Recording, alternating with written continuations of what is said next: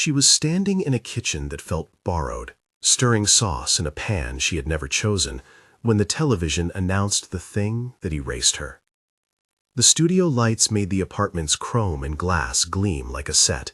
It was always that way in Davi Mendonça's rented life, everything polished, everything disposable.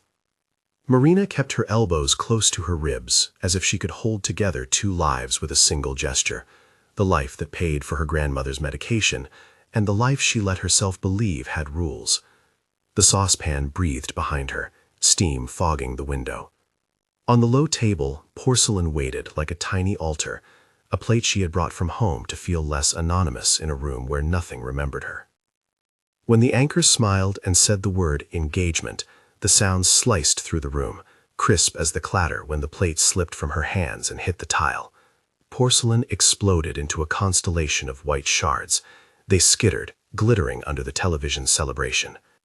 For a moment, Marina only watched the pieces fall, the small bright moon spinning across the floor, and understood that the life she had been buying had been a rental all along. 5 years was a number that measured in shifts and false mornings.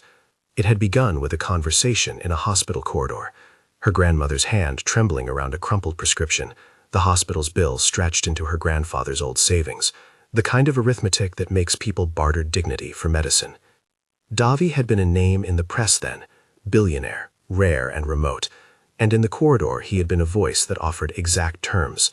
The contract he slid across the table in crisp white paper tasted of practicality. There were clauses, sums, dates, a promise of anonymity. He would provide, she would stay hidden. He called it protection, she called it survival. Marina had signed with the same calm that people sign for anything that keeps a life from unraveling. She had learned early how to make the arrangement invisible, leave before dawn, answer when called by a single word, never attend a dinner, never speak of friends. She was efficient, she was practical. She told herself the arithmetic of it. Remission would last 6 months, then a year, then another. Each payment was an oxygen tank, each visit a transaction disguised as favor. Sometimes at night she felt like a ghost that Davi kept around to warm his sheets and to read the news aloud. She did not confuse being used for intimacy. Now the news anchor said the name of the woman he had chosen for the public stage, graceful, smiling, exact, and the camera showed their hands joining like a final edit.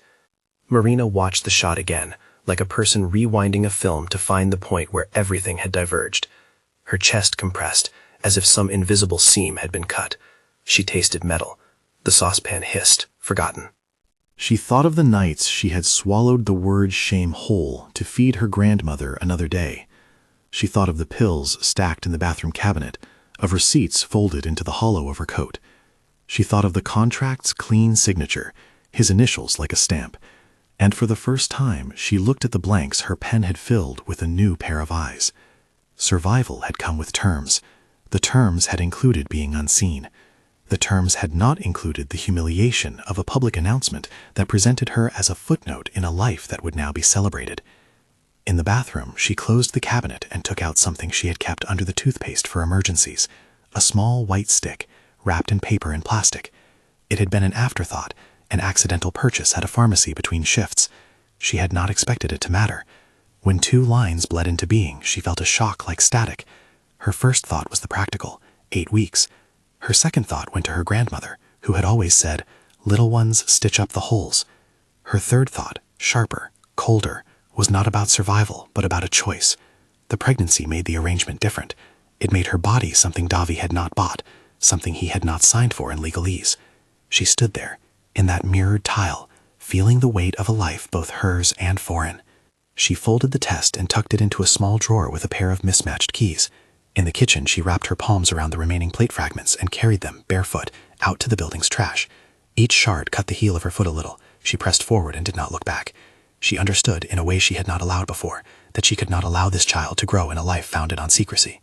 When she went back up the elevator to the apartment, she did something she had never done. She left the gifts. A scarf that had smelled like him, a watch that had cost more than her grandmother's treatment for a month, a stack of little wrapped boxes she placed on the coffee table like a confession. Then she packed a single suitcase, clothes, a copy of the contract, the tear-stained receipts, and opened the wardrobe. The clothes that had hung there were perfect for photographs, neutral, curated. She took nothing that would make her face familiar on the pages of society magazines. Her exit was quiet. She slid the key to the building into a pocket and left the apartment with no flourish, with only the sound of her shoes on tile echoing behind her. In the lobby, a doorman looked up and nodded. He had known the shape of her life for years, and would later say he had never known her to be so small. She felt small, not because she was less than before, but because she carried a secret that would make everything larger. Outside, the city air hit her like a different climate. It smelled of rain, of traffic, of the hospital across town. She walked without intention, each step an interrogation. When she finally stopped, she was on a bench by a stained plane tree, fingers curled around the handle of the suitcase as if it were an anchor. She wanted to think. She wanted to dissolve into sunlight. Instead, she did something concrete. She called Tiago. Tiago had been the constant in a life that otherwise had rules. He was not heroic. He was the kind of friend who arrived with sandwiches and a decent joke and left when it was time to give privacy. He answered on the second ring. When she told him the story, the television, the plate, the steps she had just taken, his voice filled with something like a steady flame. "Come over," he said. "Bring that suitcase." At Tiago's one-bedroom apartment, she felt the privacy of ordinary rooms. A plant drooping on the windowsill, a stack of unread books, a kettle on the stove that had no reason to be part of any arrangement. Tiago poured coffee and listened without pressing. He was practical. He talked about lawyers only after she had had 2 cups. "You'll need more than bandages," he said. "You'll need witnesses, receipts, something that ties what they'll say to what actually happened." She showed him the contract, little creases folded into the margins, a clause she had scrawled at the bottom before signing, "For medical expenses only." Tiago frowned at the neatness of her handwriting. He noticed the date stamps and phone records. He asked the question no one else had aloud. "Why did you stay so long?" Marina did not answer quickly. She thought of her grandmother's face in a hospital bed, that small voice saying, "You must," and she admitted, softly, "Because I thought it would stop me from failing her." The words were not an admission of weakness so much as a record of cost. Tiago's eyes were sympathy and strategy. "We'll get you a lawyer," he said. "We'll check the transfers. We'll find out who benefits." Words like protect, audit, retain were scaffolding. Marina accepted them because she had to. She also felt, low and persistent, an ember of anger. Anger transformed the shock into a plan. It would be her engine. 2 days later, a message thread began growing like an infection in a file. The Mendonça Group legal team had not expected silence. They had expected compliance. Davi's assistant left a voicemail asking if she would come in, a polite request that smelled of control. Marina did not answer. A day later, an envelope landed at Tiago's door, a formal notice. The tone was soft. The content was a different rhythm. It accused her of unauthorized access to proprietary documents, of interference with internal systems, and of attempts to disrupt a pending acquisition. The accusation read like a clinical diagnosis: sabotage, data breaches, odd. It referenced timestamps that placed her logged into systems at times she had been physically elsewhere. It mentioned transfers and stipulated damages. She read it 3 times. Tiago stood over her shoulder, the letters in the envelope harsh and small.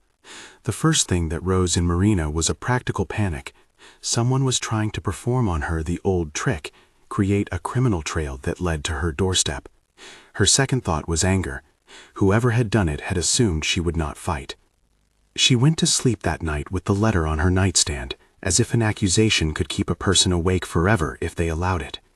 Dawn came with a different worry. The city seemed to measure its days in shareholder reports and press statements. The morning papers printed photographs of Davi and his fiancée like evidence of a narrative already written. Marina felt the cameras, even when the cameras were not there, because their images would arrive. The firm's legal notice demanded that she surrender her devices for forensic examination. It warned of civil action. A subsequent email, more private and more machine, suggested she consider a settlement for the sake of her grandmother. The implied threat was surgical. "Pay us with your silence and your life goes on. Refuse, and we will ensure you have nothing." Marina did not respond to the settlement proposition with a monetary calculation.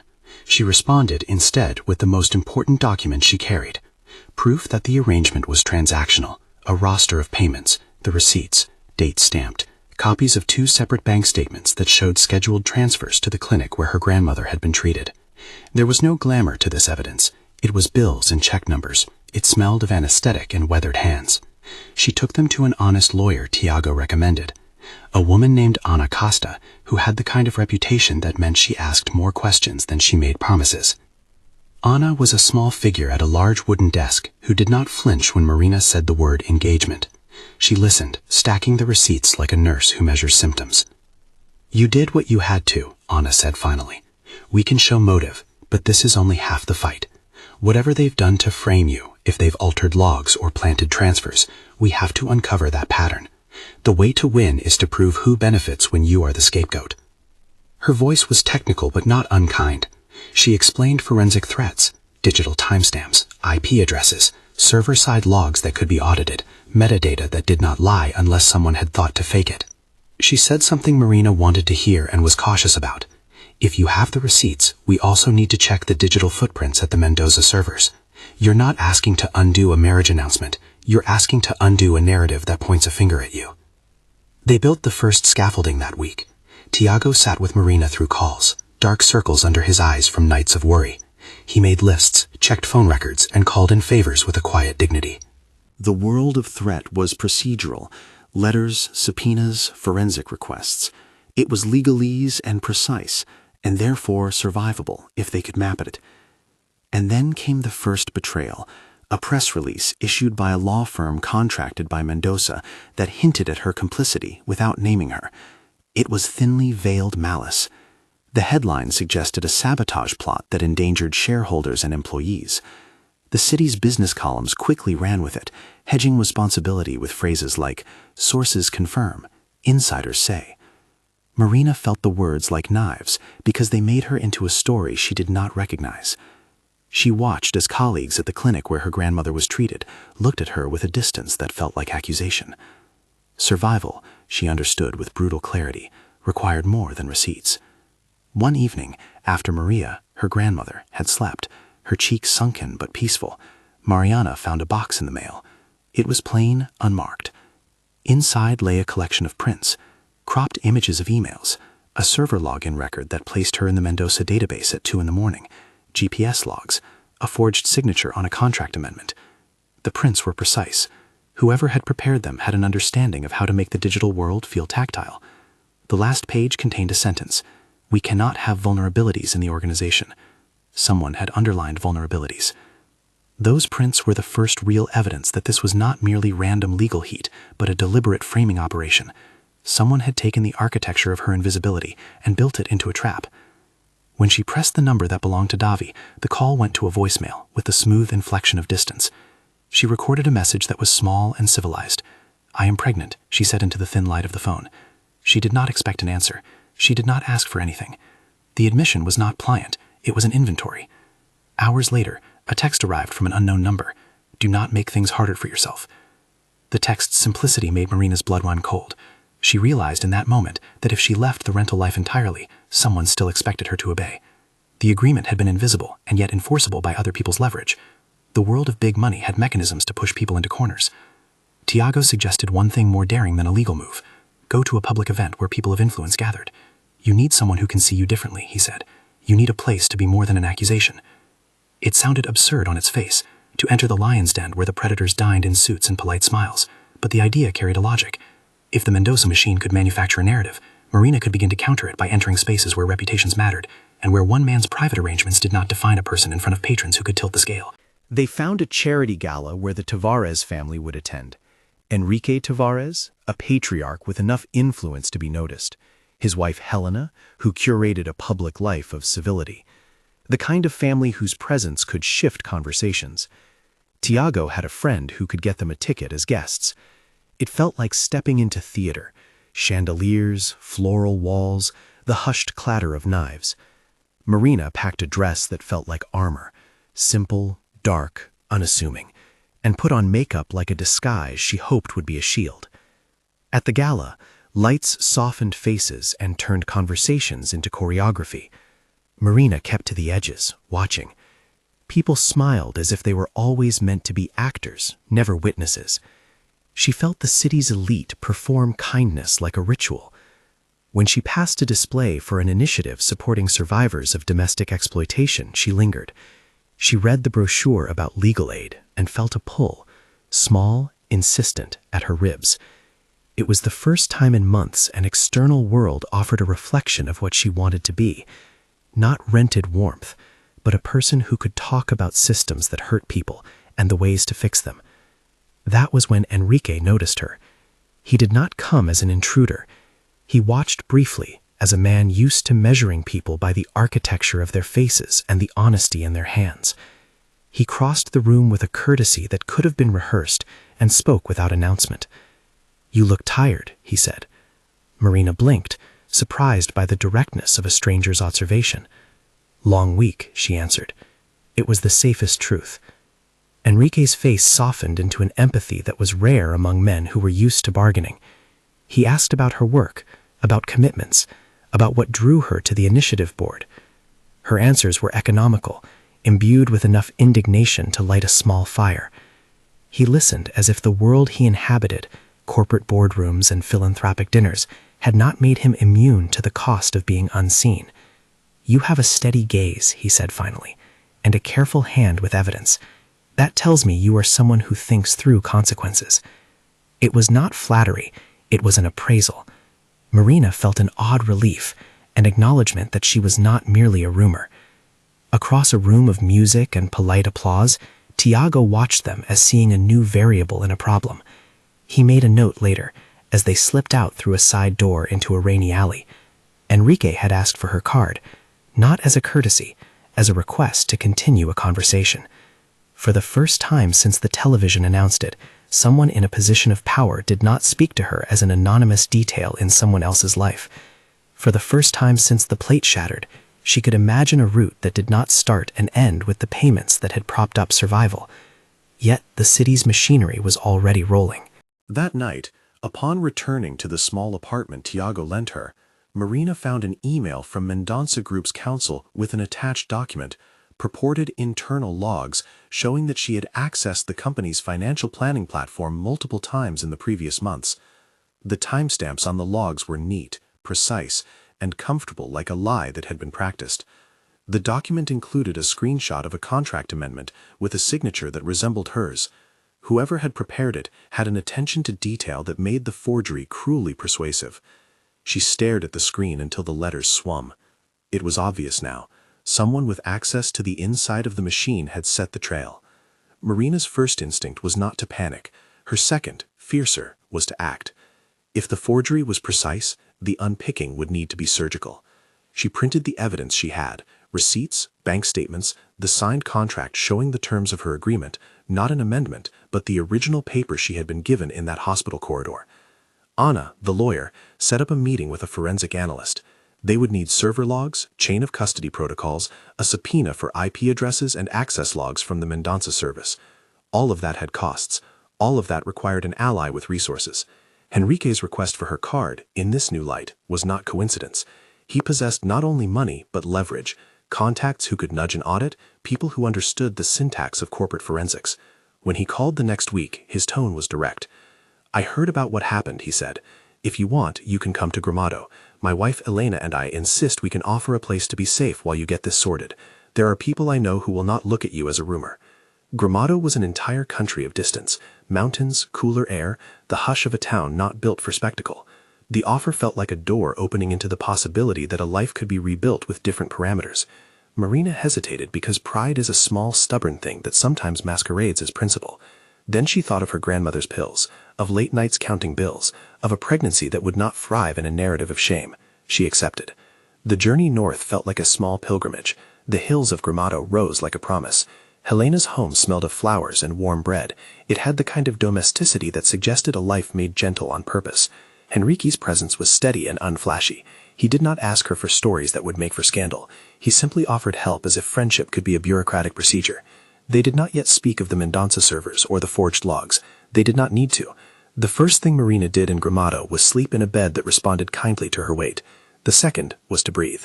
Then, just as she allowed herself a day that did not require furtive glances at a phone, a photograph reached her phone.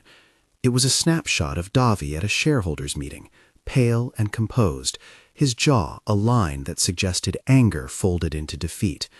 The caption below hinted that the board was concerned about irregularities. The public narrative had shifted from a wedding feature to commerce and accountability.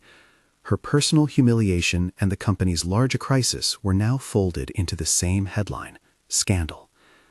Marina's impulse was not triumph. It was a complicated relief and alarm. Scandal meant people were looking under the hood. Scandal meant there were inspectors in the engine room. It meant that the frame placed upon her might be exposed because the whole building needed fixing. She found herself in Enrique's study that evening, looking through documents that had arrived via discrete channels. There were server snapshots for signatures that belonged to a man named Ricardo Almeida, a CFO whose name came up like a shadow when people whispered about siphoning. Enrique's fingers traced the zeros on spreadsheets as if he could feel their weight. "This is a house of many mirrors," Enrique said, "and someone has been moving the panes." Marina felt a fierce heat at the base of her skull. "Can we prove it?" "We can try," he answered. "You have receipts that show what was intended, and we have a few technicians who say the timestamps on these logs do not match the server's main chronology. It will take time. It will take patience." She sat back and let the word patience settle over her like a foreign language she was willing to learn. The thing about patience in corporate battles was that it could be merciless. The world in which Davi existed had the capacity to crush, to wait out a person until public memory hardened into a stable story. Marina understood that the tempo of big money was slow and grinding. But for the first time since the television's announcement, she was not alone in the room when corporate language spoke. There were allies who spoke forensic clauses and audit protocols, and there were people who recognized her as more than a headline. At night, in the small room Enrique arranged for her, Marina would catch herself imagining the future in a different key. She saw a child with a stubborn chin, a small hand that might push against a glass table to feel its coldness.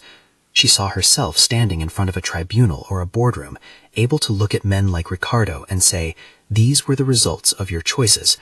She saw a program of legal aid for women who had once bartered their dignity for life-sustaining medicine.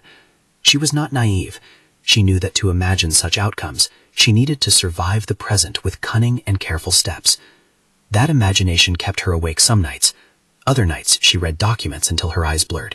The work was methodical. Lines of code and bank transfers, a chain of custody that had gaps where someone had planned their footprints. Each discrepancy was a doorway. Each gap was a suspect. When a pattern emerged, the same offshore funnel, the same set of beneficiaries, Marina felt the cold thrill of possibility, a forensic pleasure that balanced the fierceness of her grievance. Yet someone was watching her too. The anonymous text had been a warning. The mysterious prints that arrived in the mail were a taunt. There would be retaliation if she pushed too hard. That knowledge lived in her like a silent instrument. One morning, as they drove down to the city for an initial audit, Anna handed her a list of names and asked if she could identify anyone who would benefit from her being discredited. Marina read the list and let the question simmer. Davi Sumikal seemed fractious when viewed through the lens of money. Heirs, a mother determined to maintain status, a CFO with a taste for improvisation. Names were not enough. Motives were the study of people and their choices. Anna asked her to think of acts and their plausible beneficiaries. Marina considered and found the pattern she had been avoiding. The person who had the most to gain from the company's porous moral center was someone who loved to move zeros and make them disappear into pockets. She thought of Ricardo. She had never met Ricardo Almeida. She had only seen him on shareholder reports and in the margins of press images, a man who never smiled fully, a heavy jaw, quick hands, and an accountant's hunger. Yet Anna's forensic analysts had begun to pull at threads in his transactions remotely. Marina felt a cold focus. If they could show that someone near the heart of Mendoza had been moving funds and rewriting logs, then her trail would become a forgery in the public eye. They assembled a case, in its very rudimentary beginning, of motive and method. It was not yet proof. It was, however, enough to tell Marina that her role would not be one of waiting. If she wanted to build something different for her child, she had to be present in the making of evidence and not merely hope for an outside savior. But even as the plan began to take shape, the threat thickened in newer ways. One evening, after a long day of reviewing spreadsheets in Enrique's estate, Marina returned to her room to find someone had rifled through her suitcase. The clothes were askew, her documents misplaced. A postcard from her grandmother lay face down. Whoever had searched knew she had been away. Whoever had searched had been looking for something specific. It was a message: "You are being watched." Instead of retreating, Marina tightened her resolve. There was a part of her that recognized a fundamental truth. People who live by secrecy also become soft targets, but the same secrecy could be weaponized. She would use the tools she had: record-keeping, evidence, and a willingness to expose the structures that kept people like her small. If this story was going to be told, and if it would be told using her images, then she preferred to be the narrator. A week later, they returned to the city for an initial internal audit that Enrique's connections had managed to arrange under the pretense of an independent consulting review. Marina sat in a boardroom that had glass walls and chairs like altars for power. The Mendoza lawyers were efficient and cool. Their smiles were designed to reassure the crowd that corporate hygiene would prevail. Davi, when he appeared, carried the look of a man who had been measured by public cameras for a decade and had taught himself to be an exhibition of composure. He looked like someone who should, by right, be furious. Their eyes met across the room. Marina saw a flicker there, something like recognition and something like calculation, but the moment was fleeting, because the board's current crisis demanded a theater of business, not private confessions. The meeting focused on numbers, the audits, the timeline of transfers. The language was clinical. Anna sat beside Marina, a calm presence with a legal brief and a notebook. Enrique sat at the far end of the table, his fingers folded into a gentleman's steeple. When the Mendoza counsel mentioned the name Ricardo, there was a tightening in the room, like the sound of a winding clock. Ricardo's defense was a practiced choreography of denial. He smiled and spoke of complexities, multiple jurisdictions, erroneous data migrations. But the auditors had pulled enough anomalies to make the chair he sat on feel unstable. One of the external auditors announced an irregularity that linked certain transfers to shell accounts in a jurisdiction notorious for liberal banking secrecy. They produced preliminary logs with IP addresses originating not from Marina's phone, but from an office terminal assigned to Ricardo's department. There was a pause then, the kind of pause that has the effect of an inhalation on a sleeping animal. The room considered the unfolding implication. Marina felt something like vindication, and then, just as fast, a cold realization. Vindication could breed retaliation. After the meeting dissolved in a knot of polite statements and legal disclaimers, a photographer caught her image as she left the building. The shot showed her profile. The caption assumed consequence without knowledge, alleged lab technician implicated, etc.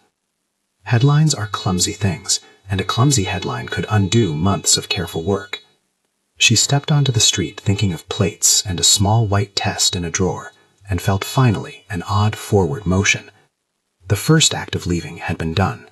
The second act would require a different stamina, gathering evidence, recruiting allies, and keeping a child's future intact. The problem was not only Davi's indifference or the company's greed. The problem was that the machinery of power could make a woman into a scapegoat without anyone noticing the cruelty of the machinery. She walked toward the subway with the city's hum all around, a current that could drown or carry. Tiago called. He wanted to know about the audit. He wanted to know if she would go home. She did not answer directly. Instead, she looked at the small hollow of her belly, as if imagining where a hand might rest one day, and she whispered to herself, like a promise and a threat both, "I will not vanish." That whisper moved her toward choices. It moved her toward testimonials and subpoenas, and inevitably toward people who wielded influence differently. It moved her toward a future where the child growing inside her would not be raised in the shadow of a secret, but in the clearing of truth. It moved her finally into a space where she would confront men who believed silence could be purchased. When the evening came, Marina sat on Tiago's couch and scrolled through messages like a person reading an old map. Enrique had offered to introduce her to an independent auditor he trusted. There was, in the small print of his message, a note that said, "Be careful." The notation was personal. It was not corporate jargon. It also implied something else. Someone inside the Mendoza group wanted her silenced. The crescent of the moon outside the window seemed to imagine something sharper than a restful night. Marina placed a hand on the small lump inside her and felt the steady, ridiculous hope of an organism that refused to be defined by the bargains of men. Her life had been measured in terms for 5 years. Now she was beginning, for the first time, to measure it in terms of what she would teach a child about dignity. She had not yet imagined a courtroom or a hospital again, or a name for her child. She only knew that the plate had shattered, yes, but that the sound of it had also made her ears prick to the wind. It was the sound of glass breaking open to light. In the weeks that followed, Marina learned to read forensic reports the way other people learned to read poetry. She tasted the bile of betrayal and folded it into action. She returned to watch to a lawyer's office, wrote a statement that explained the arrangement without begging, and refused to sign away her right to truth. She met with auditors who wore suits like armor and asked questions like they had not yet decided whether she was guilty. She rode the slow incline of the machinery of justice, believing that in the end, if they were precise, the chain of evidence would point to the person who had truly benefited. And when, on a cool night, she received a call that Leonardo had arrived in the city, a name she would later learn meant a young IT specialist with a propensity for staying later than necessary to trace server flows, she felt a strange relief. Allies came in many forms. Some were older, like Enrique, anchored in institutions. Some were friends, like Tiago, who held the line. Others were young, like Leonardo, with hands that could find the ghost print of a forged log. At the end of the month, as Marina sat on the Tavares estate's porch and watched the horizon bruise into evening, she felt the shape of the conflict tightening. The city that had erased her with the flash of an engagement photograph would, if she was careful, be forced to look back at a system it often overlooked. There would be danger. There would be threats. She knew now that strong men protected different things in the same way they protected their reputations. She also knew that she had become the story that would decide her child's name and the kind of person that child would be taught to trust. She pressed her palm to her belly and imagined the child's tiny heartbeat, a secret drum. It was at once frightening and clarifying. The sound of it said, "Move." There was a long road ahead, audits that would demand more than patience, a legal war that would not be won by sympathy alone, and forces that would not surrender power quietly. But there was also a growing set of instruments, lawyers, auditors, friends, and a patriarch who owed her no loyalty, poised to prise open the mechanisms that had tried to enclose her. When Marina closed her eyes that night, she did not see shards. She saw a different small object, a tiny crib in a sunlit room. The picture was fragile. It was hers to build. A week later, as she prepared for a meeting with an external auditor who had flown in to review Mendoza's logs, Marina slipped the small pregnancy test back into the drawer where she kept the papers she could not let anyone see. Her hand paused over it. She thought of the contract she had signed 5 years ago and the woman she had been before she had agreed to trade privacy for money. The memory of that woman was not a victim's badge, but a ledger, entries of what she had done to stay alive. There are moments when a life divides itself into before and after, not with fanfare, but with the quiet hand of a woman closing a drawer. She closed the drawer that evening and walked to the mirror, straightening her shoulders as if aligning the spine of a book about to be written. Outside, the city churned, indifferent. Inside, Marina readied herself to fight with the measured fury of someone who had nothing left to lose, but everything to protect. If this was speaking to you, tell me where you're watching from, and keep reading, because the next hour would demand everything Marina had learned about patience, fury, and proof. After the drawer closed, her life moved like a well-drilled investigation, one careful motion at a time. The independent auditor Enrique had tapped flew in on a gray morning with a hard briefcase, a face like a shut window, and a roster of names that read like the ingredient list of a corruption recipe. Leonardo arrived shortly after him, younger than she'd pictured, hair still damp from a late night at servers, and absently nervous laugh that betrayed the long hours he kept. He carried a laptop bag heavy with cables and a readiness that smelled faintly of burnt coffee and code. They worked inside a rented room that felt less glamorous than the Mendoza boardroom, but far more dangerous. Forgeries, they discovered, had fingerprints even when the signatures were simulated. An altered timestamp left a millisecond trace when the script that updated it was executed. A VPN used once had left a reproducible pattern. Offshore transfers protested with little receipts tucked into a series of nominee companies. Leonardo moved through logs like a diver through cold water, swift, precise, and used to finding the small, bright thing that led to a treasure chest. Marina learned to trust the small, bright things. She learned that one server command could reveal the location of an account, and that one malformed IP could point to an office terminal. Leonardo fed her the discoveries with a kind of clinical modesty, as if the work were simply what needed doing. "Look," he would say, and the screen would show a file path where there had been nothing before. He showed her emails with headers that had been altered, and a pattern of logins that repeated like a refrain. Nights when Marina was elsewhere, accesses from a terminal registered under Ricardo Almeida's credentials. Enrique used his network for two things: doors and men who could knock them open without drama. Ana submitted subpoenas through channels that Mendoza's legal team sat up in the middle of the night. An external audit, under court supervision, retrieved server snapshots at times when the company's internal logs had been quietly rewritten. The snapshots were cold instruments. They did not lie. They showed transactions, routing numbers, beneficiary accounts routed to a small cohort of shell entities. The money moved like a river that sometimes overflowed into private pockets. The chain began to form. Ricardo's terminal, a series of transfers out of operational accounts, a consultant company registered in a neighbor's name, payments via an offshore conduit tucking zeros into accounts that then chipped away at Mendoza liquidity. Henrique's investigators uncovered a network of invoices created months in advance of the dates they claimed to cover. In one case, an invoice was dated in a future month and then backdated when auditors pushed. In another, a contractor's name resolved to a holding company with no employees, an address in a corporate suite where nobody claimed to have ever met the purported founder. There were also hints of an even older machine. Henrique frowned at transfers that dipped into an account tied to a cultural foundation with the Mendoza family crest in the paperwork. The foundation's board included Victoria Mendoza. The ledgers suggested a blurred overlap between philanthropy and private gain, donations that later returned as consultancy payments, gifts that looped into pockets. Henrique tapped a photo of Victoria at a charity ribbon cutting and said nothing. He didn't need to. The pattern spoke. Marina moved among the facts with a strange double feeling, anger and a certain forensic pleasure.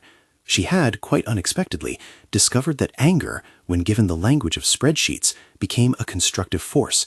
She was not simply a woman collecting grievances. She was collecting proof.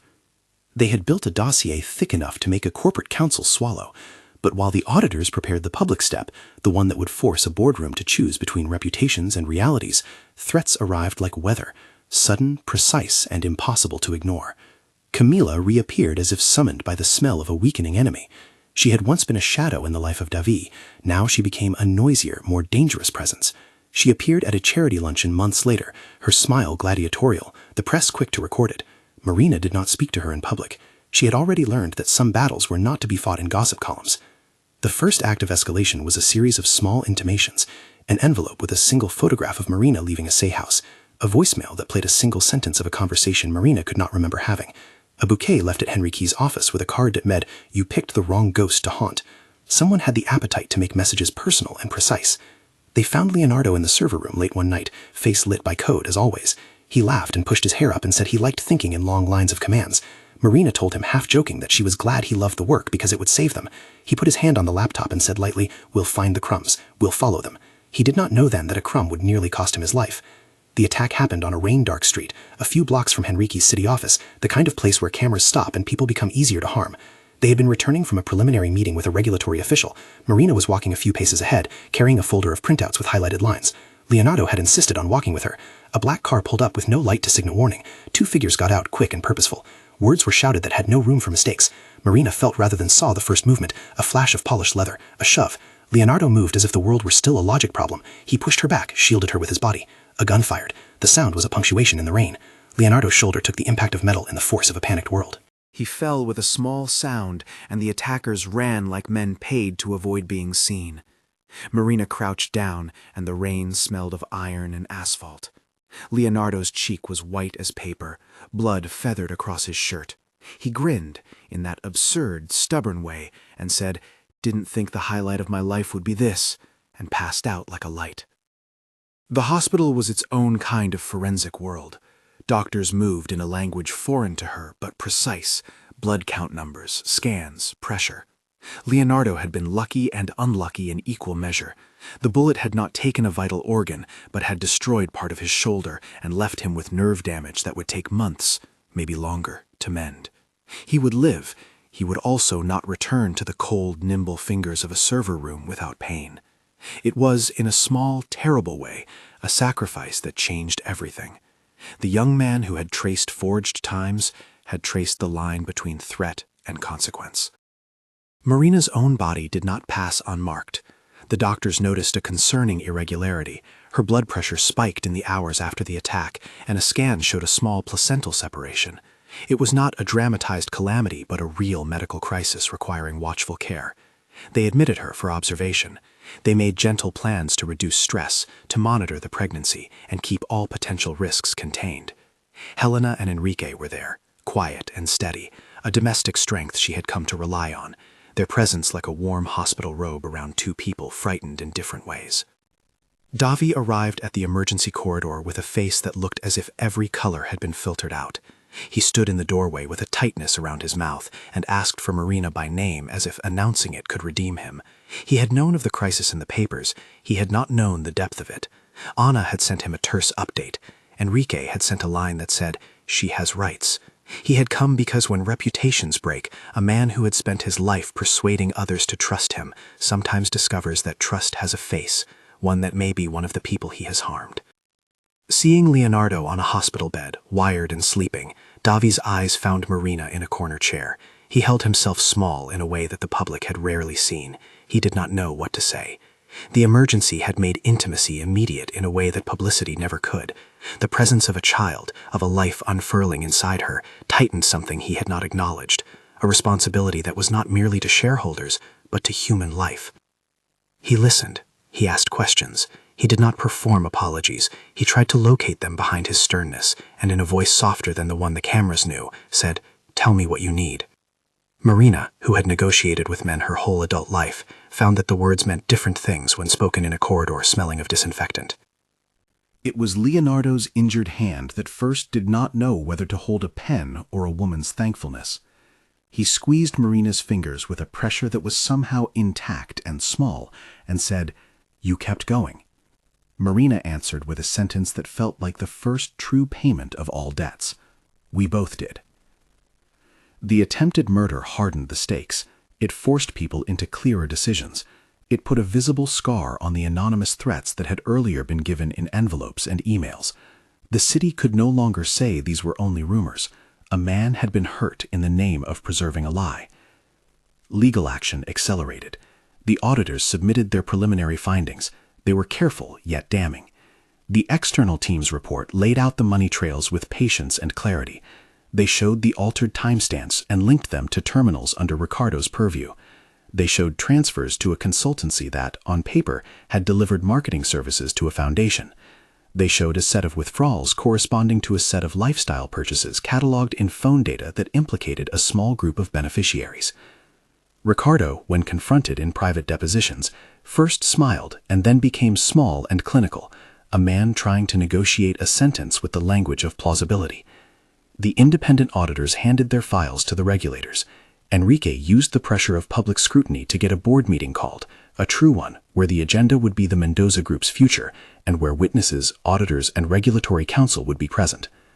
Before that meeting, Vittoria's counsel circulated a denial that was theatrical and practiced, condemning baseless assertions and promising that the Mendoza family would cooperate to restore full transparency. The denials read like a rehearsed script in a theater that had once been powerful enough to fill seats with people who would never ask hard questions. But the auditors had the chain: IP addresses, email headers, and paper. Paper did not wear smiles.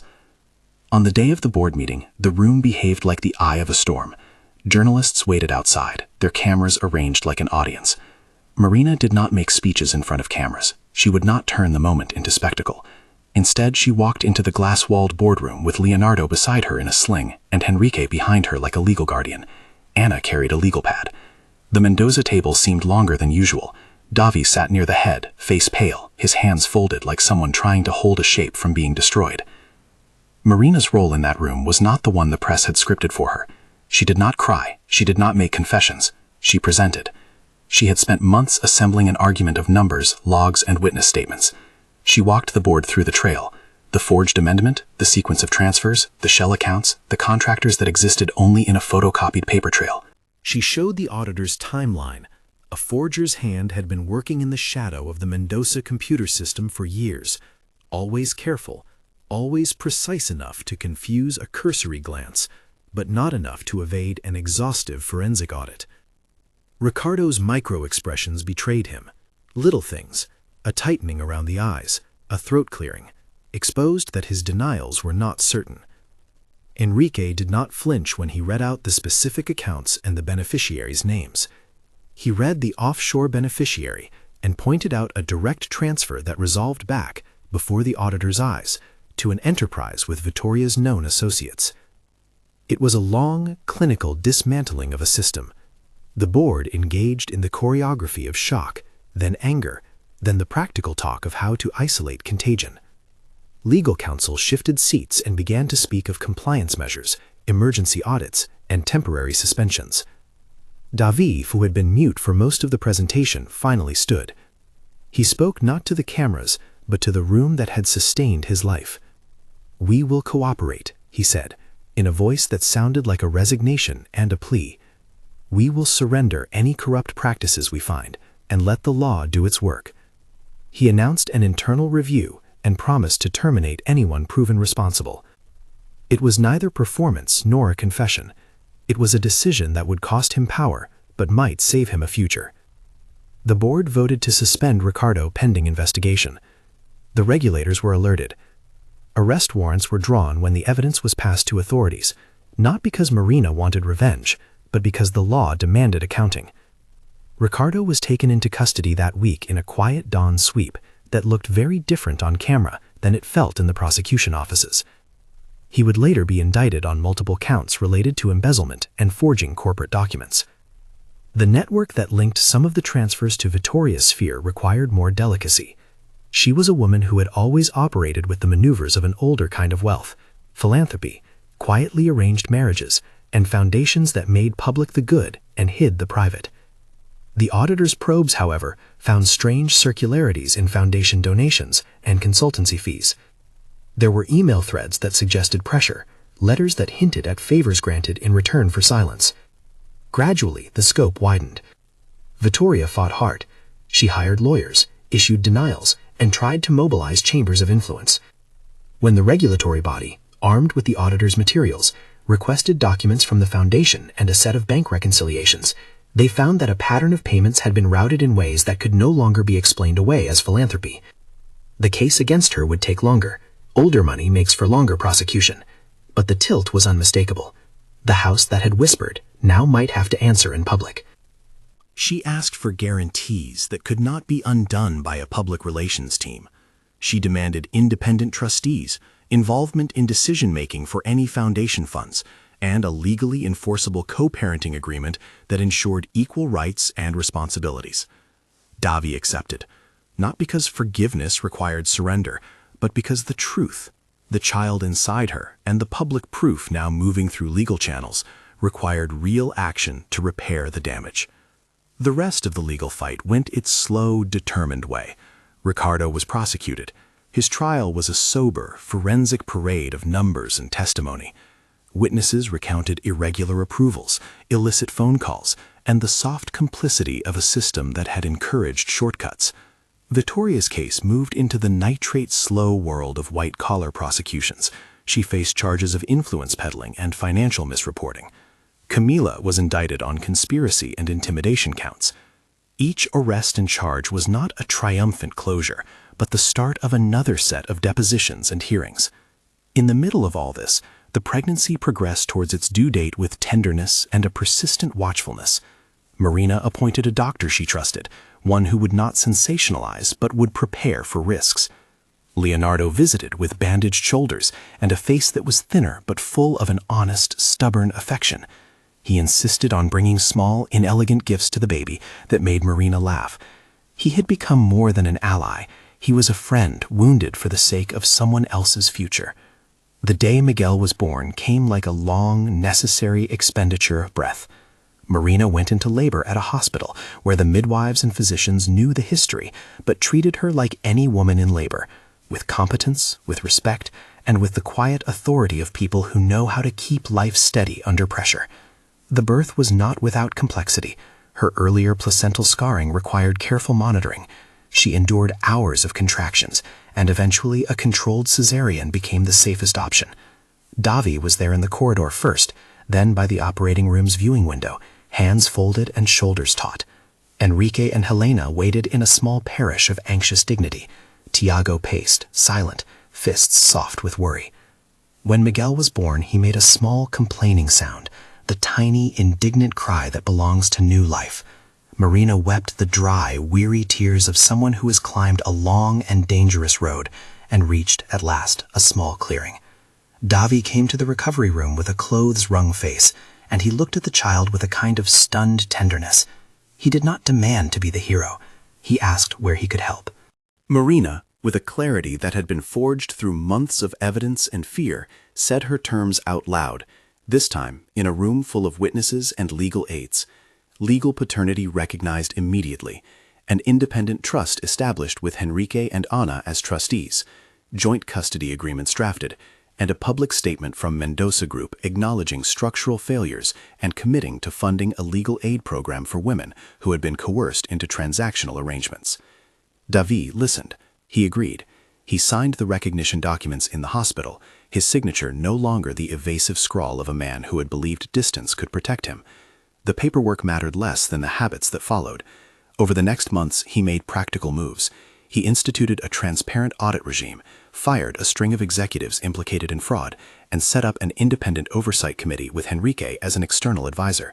He began, cautiously, to show up in small ways that meant more than words: pediatric visits, supervised family dinners where Marina's conditions were respected, and meetings in which Mendonça's philanthropic arms were forced to publish their funding lines. Marina did not forgive as a single ceremony. She did not hand him absolution and walk away with nothing. She allowed him a path to redemption measured in work. She insisted on public and legal structures that would make his progress traceable and accountable. Her terms were not punitive, they were protective.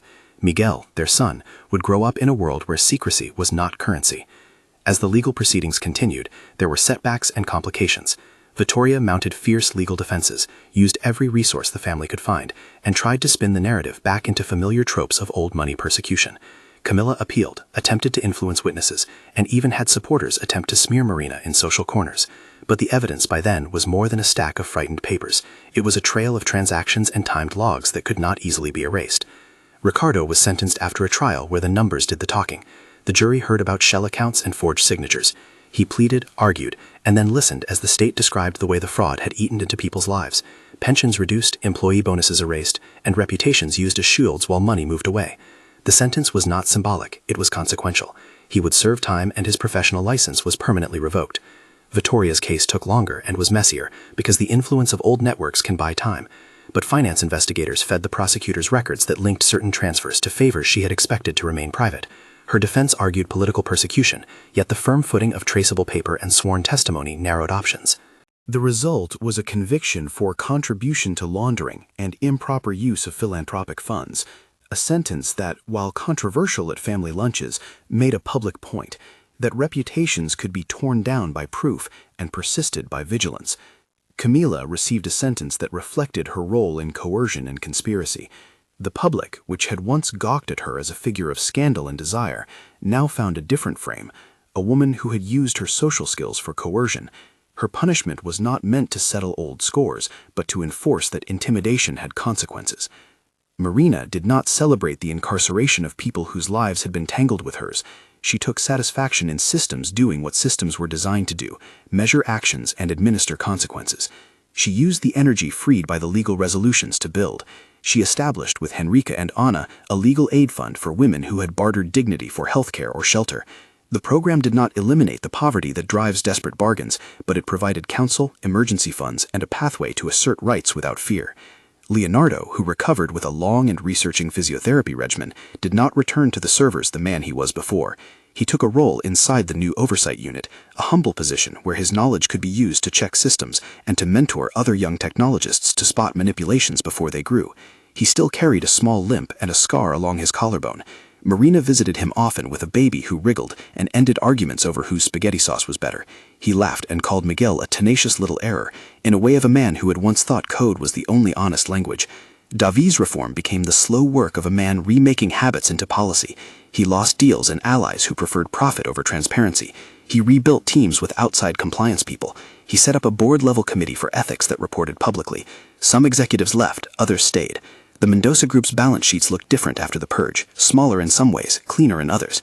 Marina's role grew in a way she had never expected. She was not merely a figurehead for the foundation she had started. She became a negotiator for corporate restitution, an executive with a voice on a board she had once been afraid of. Henrique insisted she take a position as an independent director on the oversight committee charged with ensuring philanthropic transparency. Ana helped set up the legal framework for the Trust for Miguel and still provided counsel to women who sought help. Tiago remained her friend, the reliable coffee bringer, now an active volunteer in the support network. Marina's life was not a return to the world she left. It was a new profession of responsibility, to truth, to advocacy, and to a child who would never have to learn that silence purchased security. Years later, the public memory of the scandal blurred into a cautionary tale in business schools, a case study on internal controls, on how incentives can incentivize theft, and on how secrecy can eat families and reputations. Marina was invited once to speak at a panel about corporate ethics. She did not pull at the old wounds in public. She spoke instead of practical changes. She argued for independent trustees, enforceable parental rights, and funds earmarked for legal counsel for those who found themselves negotiating bodies for bills. She spoke about dignity like someone who had paid the price and wanted to spare others the same debt. The house in Gramado remained a refuge and became a nexus for programs that helped women rebuild. Helena's garden continued to bloom, quiet and resilient, a reminder that domestic life could be built on purpose. Enrique died some years later with Marina at his bedside. His last words were practical and kind, a bill of affairs and an insistence that the trust would be defended. Marina inherited a different kind of wealth, a confidence in institutions she could trust to keep their promises. Miguel grew into a bony, stubborn boy who loved the sound of engines and the quiet of libraries, a mixture that Marina laughed. Davi learned to be present in ways that were not performative. He attended school plays and late-night feedings with the awkward grace of a man who had taught himself to be dependable. Their partnership remained conditional and complex. It was not a storybook reconciliation, but a negotiated legal and moral agreement between people who had harmed and those who sought repair. Camila wrote from prison once, a letter that read like a confession, small, remorseful, and baffled by consequences she had not expected. Marina folded the letter and filed it away, a testament to the messy interiority that had always been part of human ruin. Ricardo's name became a footnote in corporate histories. Victoria's conviction changed the social room she had once inhabited. They moved on, awkward and noisier in their absence. Leonardo, years after the night that had almost killed him, married a woman he met in a support group, a quiet teacher who loved order and gardens. He never stopped laughing in the way that had always made Marina feel safer. He later came to work at the Oversight Committee as a consultant. His work there helped prevent manipulations that might have otherwise gone unnoticed. The foundation Marina helped create funded not only legal aid but emergency assistance, educational programs, and a small scholarship for girls who had been frightened to choices they regretted. Its annual reports were transparent, honest, and occasionally boring, exactly what Marina wanted. She wanted systems that did not permit secrets to grow like mold in the corners of good intentions. In the end, the title that had once described her, secret bed partner, became a headline in the past, a painful descriptor that she turned into a platform for reform. She did not pretend the past had not been awful. She insisted on remembering it with a surgeon's accuracy so it would not be repeated.